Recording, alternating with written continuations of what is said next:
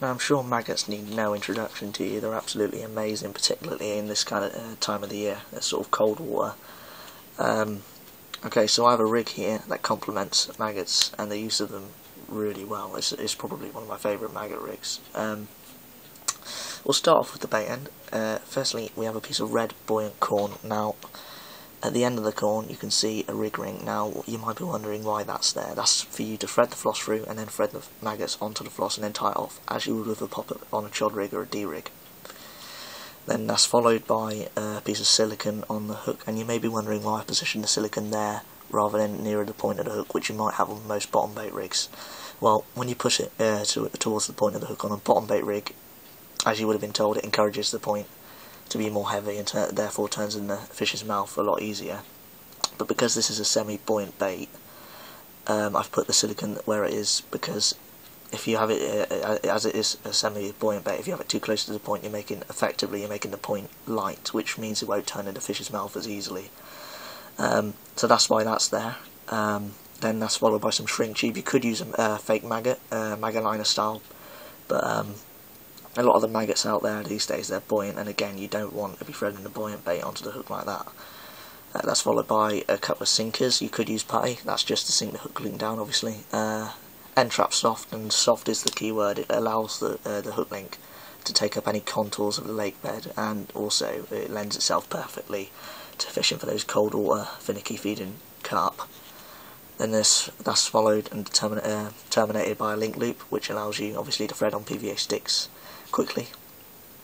Now about this rig, firstly you might be wondering why I use this over a maggot clip rig. Well, again, a maggot clip rig, you can't really incorporate any component which would give buoyancy to the rig, whereas with this rig you can. As I've already said, the corn is buoyant, and that negates the weight of the hook, so when the fish picks up your bait, it acts like all the other maggots out there. So what it would look like, obviously I'm not going to put maggots on now because I'm in my bedroom and that would be rather messy, but what it would look like, you'd have a bunch of maggots on some dental floss. You wouldn't be able to see the dental floss, I hasten to add. You just have a bunch of maggots wriggling off the end of that, and that's very enticing, and I've seen this in the water, and it sort of hovers above the weight of the hook, and that's, as I said, why I have the silicone there. You can fish this on any form of lead system, be it a leg clip inline or a helicopter rig, but leg clip's probably the most versatile. You can also, because of the length of the rig, you can fish it on pretty much any bottom, be it silt, gravel, and this time of the year there ain't much weed out there anyway, so that's good.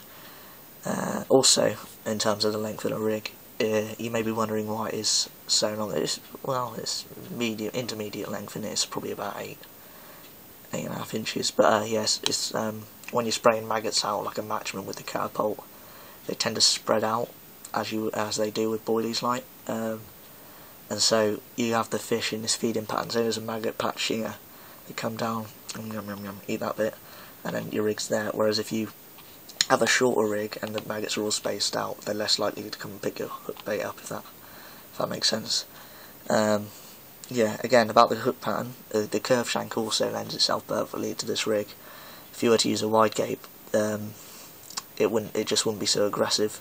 In fact, because it's a curve shank, probably the shrink tubing probably is a bit of an overkill. It's probably not necessary, but sort of neatens the rig up and looks a bit tighty, really. But I like it. So yeah, that's my ideal maggot rig. Yeah, obviously, you can use, like I say, the maggot liner and all forms of maggot clips. The maggot clip rigs. I could perhaps show you one of those in my next video. Yeah, so in case you haven't seen any of my previous videos, this is my first episode of Rigz TV. I'm going to be showing you different rigs each week. Hopefully, I might upload a video each week. I'm not promising now, because now me, probably won't. But yeah, that's the rig. Ideal for, like I say, maggot fishing and for pressured carp. So yeah, that's probably my favourite maggot rig. And join me next time, and I'll show you the maggot clip.